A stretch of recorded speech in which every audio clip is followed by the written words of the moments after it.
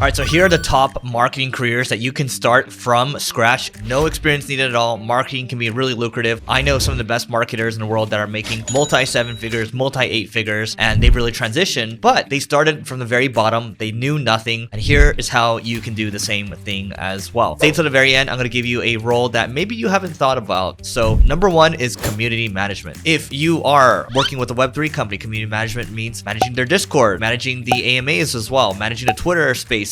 Those are all things that a community manager can take care of. And then from there, you can kind of level up from community manager, become community strategist, and just kind of keep going to the next level. So number two is social media manager. And so think about this. What's the one area that really captivates your attention? What's the one area that you're really good at? Maybe you're really good at short form video. Maybe you're really good at Twitter. Maybe you're really good at LinkedIn. Do that. But focus on one area. Do really good work. Guaranteed, if you got the chops, if you're going to put in the work, you're going to be able to find a job. All right. So if you're enjoying this so far, hit the like button. It helps the YouTube algorithm. It helps this video get seen more. Number three is SEO. So search engine optimization. As long as human beings are searching for stuff, there will always be SEO. It could be Google. It could be App Store optimization for Apple. It could be YouTube SEO. It could be local SEO. So number four is influencer marketing. Now, influencer marketing is great in my opinion because you start working with a couple influencers, you start working with more, you start to build your own Rolodex, and then it's your relationships at the end of the day. So let's say, you know, God forbid you get fired or laid off or something like that. You have those relationships, especially in the Web3 world right now. A lot of it is relationship capital. By the way, we're looking for great influencer marketers. So you just let me know.